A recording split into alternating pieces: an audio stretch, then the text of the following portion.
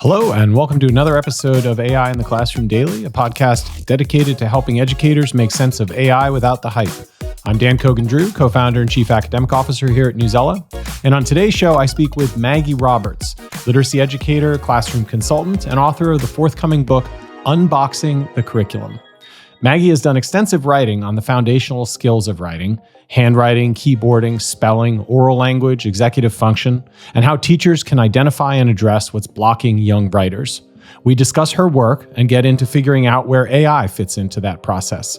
Along the way, we hear about her portrait of a graduate, the role teachers play in this, and how to nurture a student's independent writing development while also teaching them to be producers with AI. So thanks for joining, settle in, and enjoy the conversation. Maggie, thanks so much for coming on the show. It's great to see you and very excited to get into our conversation. Likewise, great to see you. Thank you so much for the opportunity.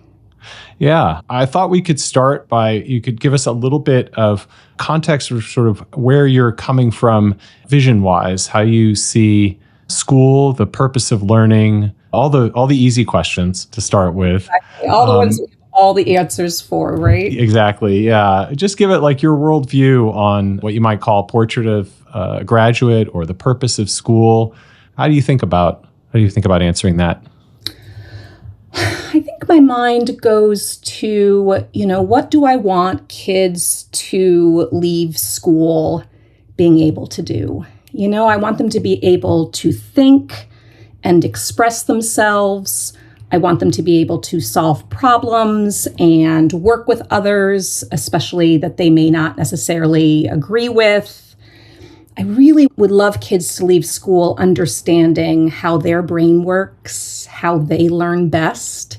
And so there really is a strand of independence there.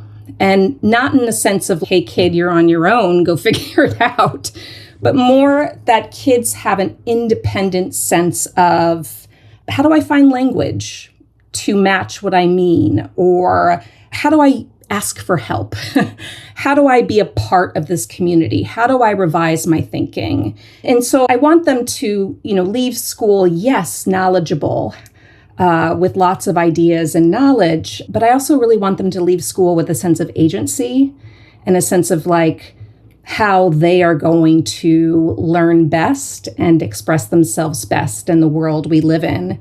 Being able to say, I can do hard things. I can participate with others. I can communicate what I think. And so when I think about a job as a teacher with those hopes and dreams in mind, I'm thinking three things. One, as a teacher, am I creating the conditions for those hopes and dreams to happen? Am I creating conditions in my classrooms where kids are able to express themselves or see how they fit as a thinker alongside a group? I see my job as a teacher giving access to really meaningful curriculum and work that kids see a sense of relevancy with. And I think a third job is, or more so role, is being able to watch kids closely, engage in their work, and be able to identify the barriers that get in the way, as they naturally do. When we are learners and learning something new, there are lots of things that can get in the way. And if a teacher can become a really good diagnostician and understand what might be getting in the way of this piece of proficient writing, for example, then we're able to attach tools and strategies and exercises to let the kid find their way around the barrier and not just mask it for them.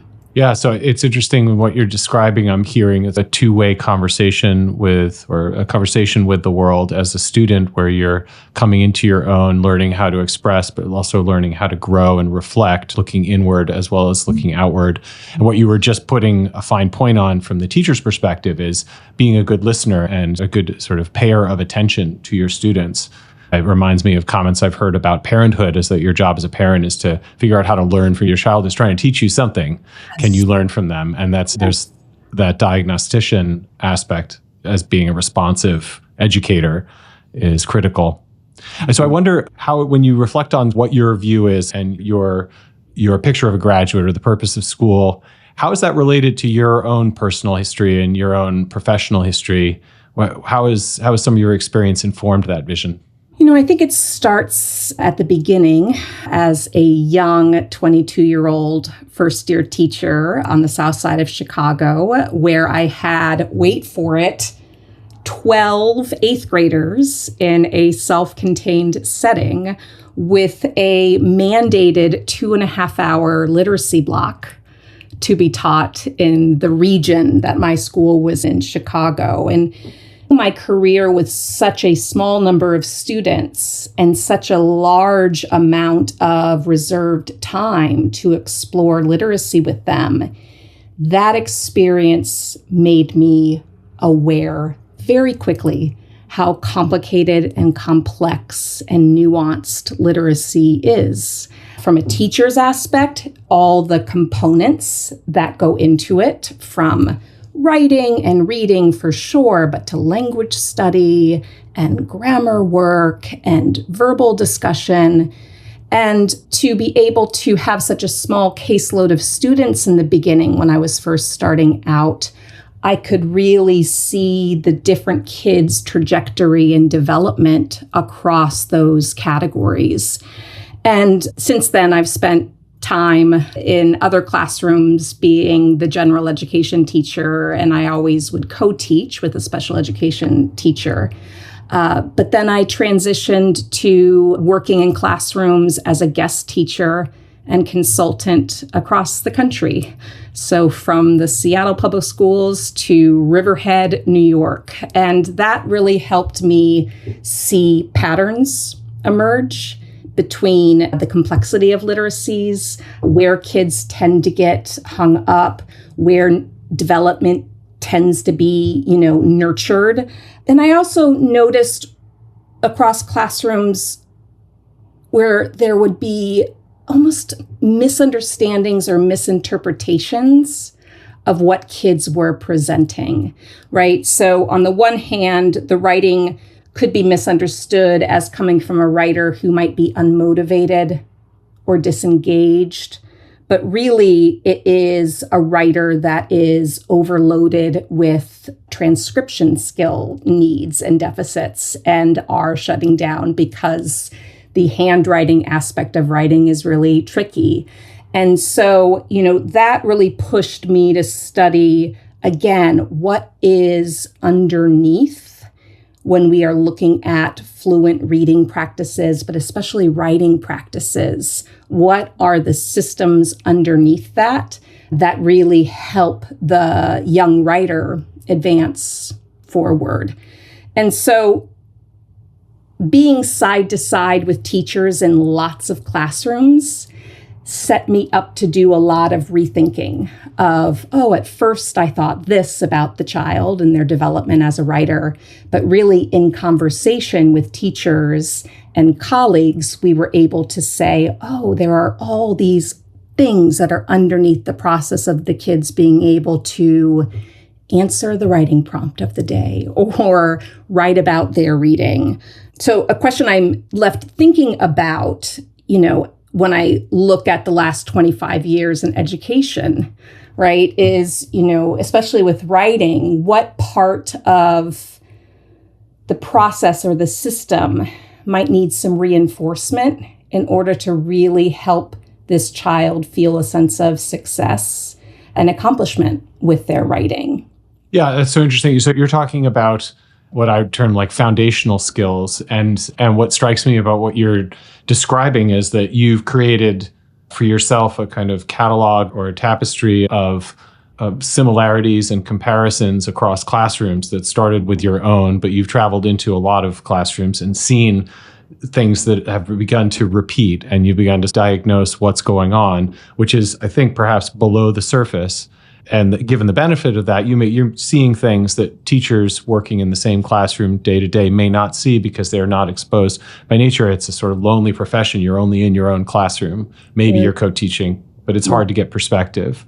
And so that's led you to probe a little bit deeper on what some of these foundational skills are and how they're holding some writers back.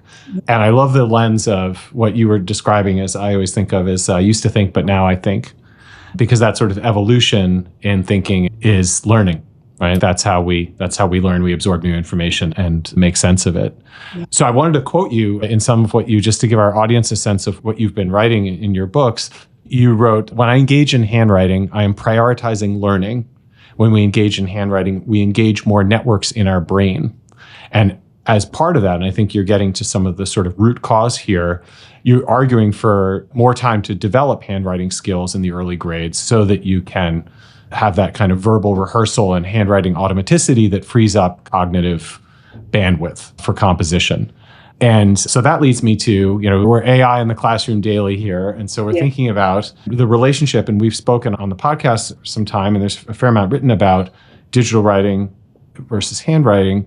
I wonder, AI presents through digital medium. What is the interaction, if there is any, with AI writing tools and these foundational skills? How do you think about that in the current moment? If I'm a teacher who's teaching students these foundational skills, I recognize what you're saying. I'm also aware that there's AI out there. What should I be thinking, or how have you been thinking about this looming presence? A great question. I think one way to think about it, and one way I've been thinking about it in the company of teachers whose classrooms I visit, is, okay, let's say that we are looking at a piece of student writing that is thin, doesn't have a lot on the page.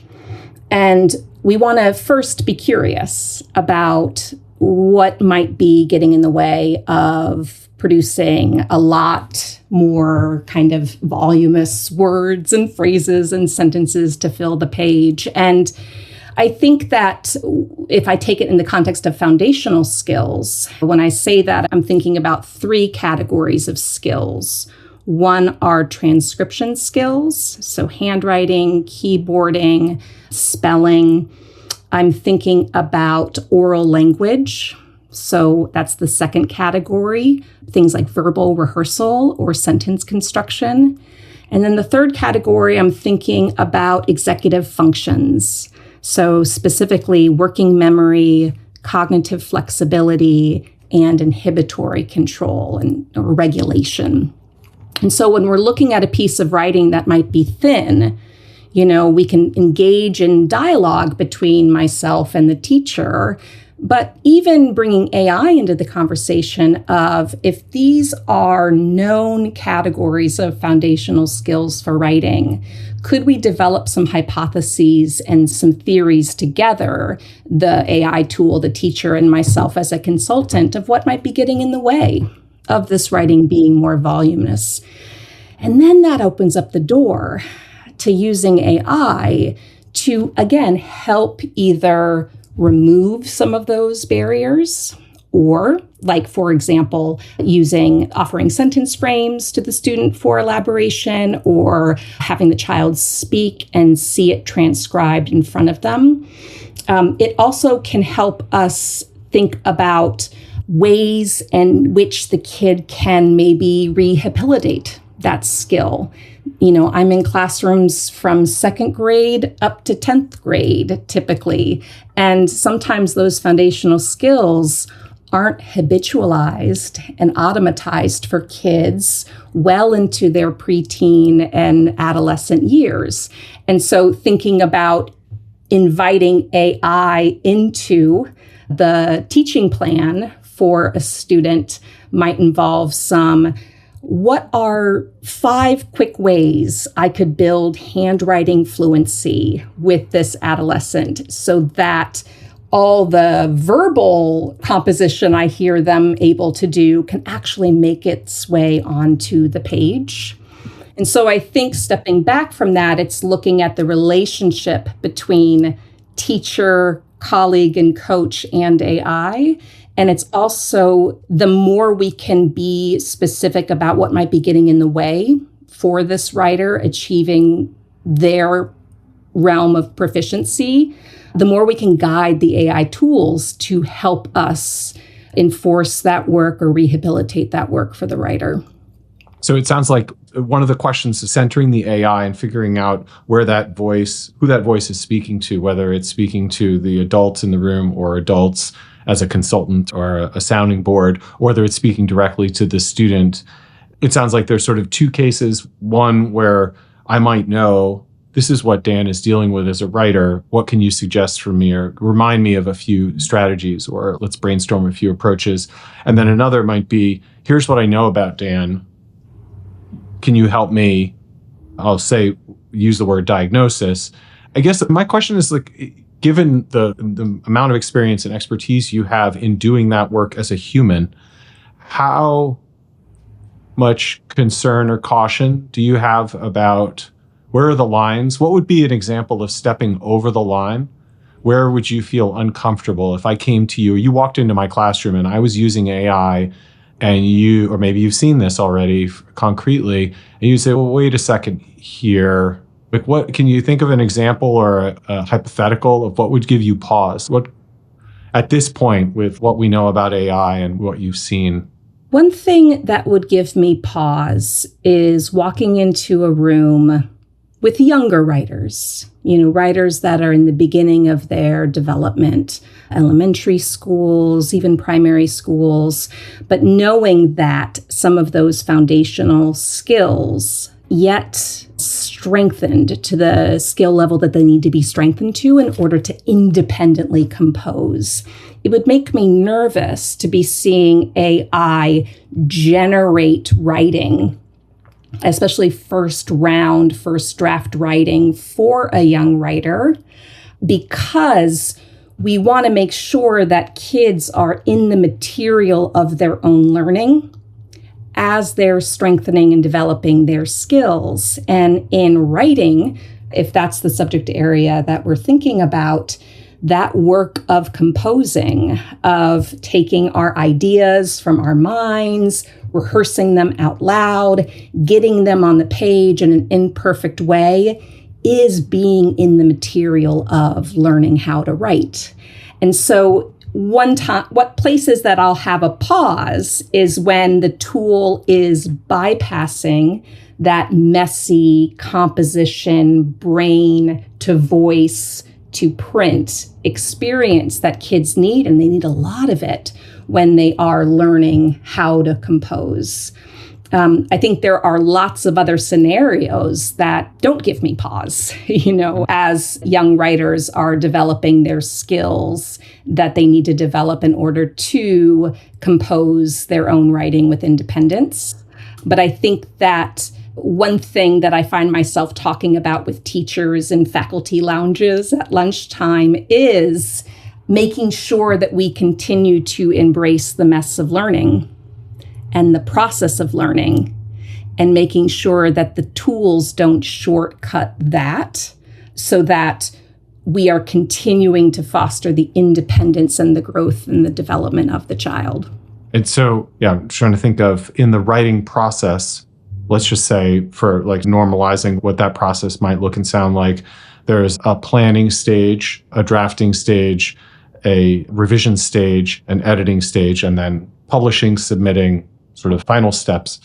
Are there places I want to be careful not to think too generically about a student. Like, we should probably name a student's grade level and give a subject area. So let's just say upper elementary, let's say 5th grade, and writing in an ELA context, just to anchor this example.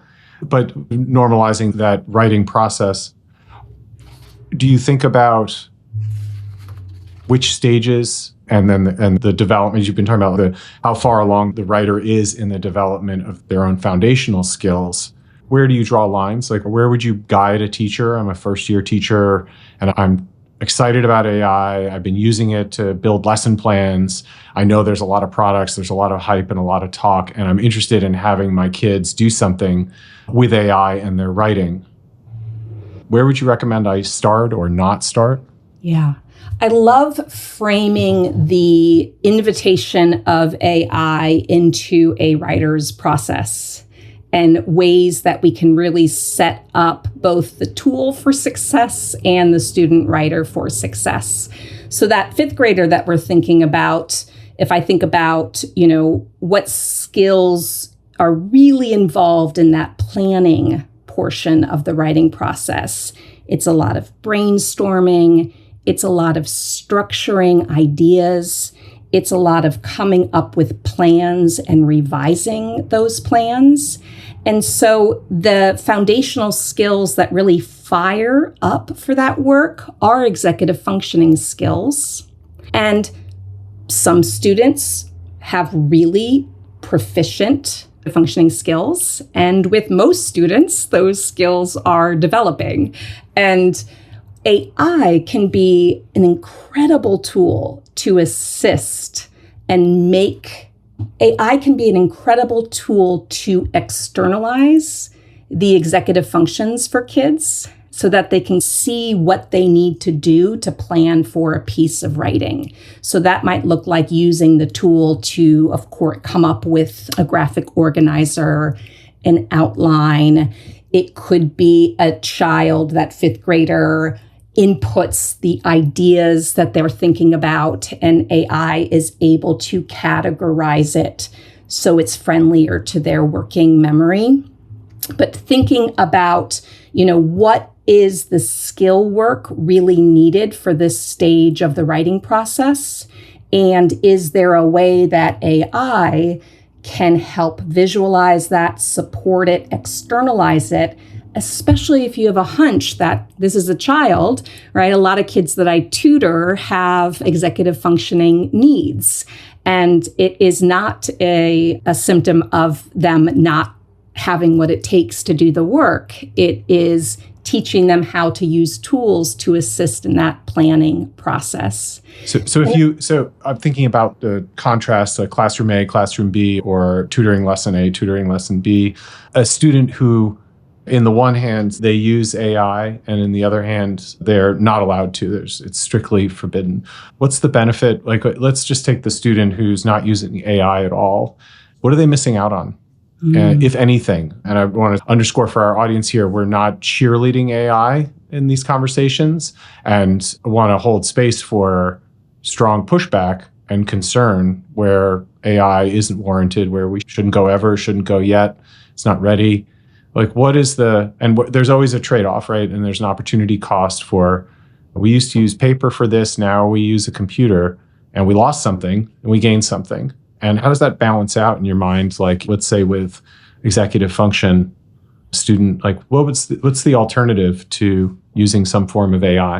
I love thinking about it in that way, right? So if I put myself in the student's shoes who's not using AI during that planning phase of the writerly process, what I have to know as the educator in the room is that this is a child that's using a lot of their cognitive energy to come up with a plan, to structure their ideas, to reimagine a different way their story might start. And so by the time they get to drafting, especially if it's within the same class period, they might have a level of cognitive fatigue by the time they get to drafting versus the child next to them that was utilizing to help be a thought partner to come up with different plans for their writing. And they just may have more in the tank for their drafting. And so one way that we can look at, is the child using this AI tool or are they not, is just studying where is their cognitive energy going? And then what does that set them up to learn? And what does that set them up to become overwhelmed by?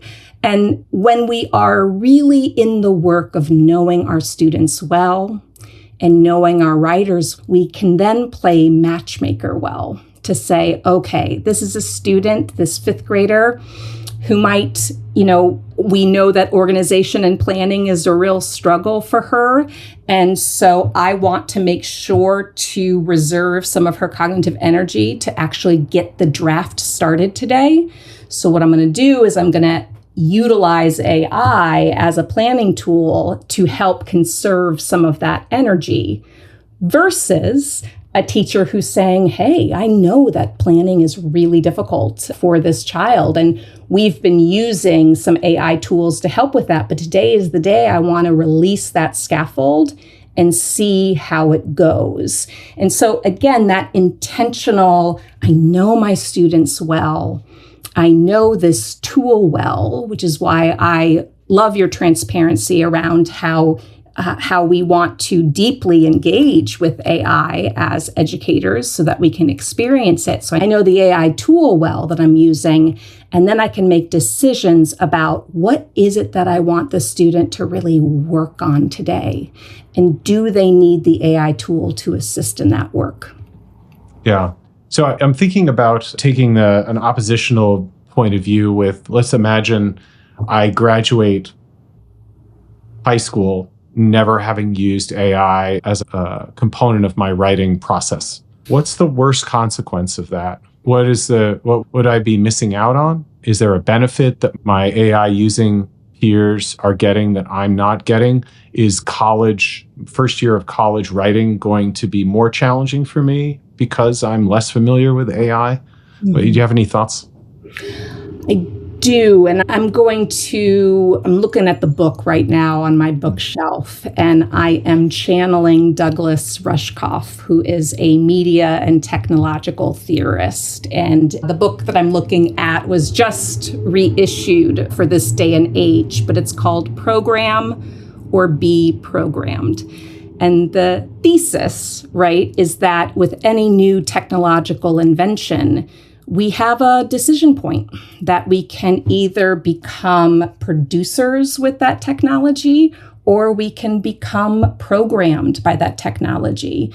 To your point of a high school student that may not have had access to this tool, and then they are in the world independently where that tool is all around us, I do then get nervous that then those students may inevitably be set up to be more passive in their stance or consumption with the tool because there wasn't explicit teaching and design of how do I maintain my agency, independence, and thought process that is my own in concert with this tool that is only going to become more pervasive and a part of daily life. And so that balance and that tension that we feel behind nurturing the development of the student writer while also teaching them around usage and ethics and experience with whatever the new technology is, I think is important. We should wrap up, but in wrapping up, is there a resource you'd recommend? Something you're reading or have watched recently, listened to? What should our listeners do next? You know, the book I'm reading that I feel would be a nice fit for this conversation is a book by Gravity Goldberg called The Body-Brain Connection. It is a fantastic professional text written for teachers to really understand and cultivate the importance of brain-body connection and how helping students get in their bodies and be in the physicality of learning is an untapped area of conversation, at least that I see in schools, that it feels really exciting to be thinking about how does movement enhance learning and how can we be in our bodies to regulate before sitting down to write and have that happening at the same time as what's happening in AI and the technological advances and what I can be doing with the help of machines, while also not forgetting the machine I'm in, which is my body, and how important that is for learning. So it's The Body-Brain Connection by Gravity Goldberg. It is fascinating. I highly recommend it. Body-Brain Connection. Love it. And you also have a new book coming out shortly, Unboxing the Curriculum. So I'll mention that here, and we'll put a link to that as well as your reading recommendation in the show notes. Book birthday is this week, the 15th. All right. We are looking forward to it. A book birthday. What is that? What's the sign? That's not a Leo, it's a Cancer.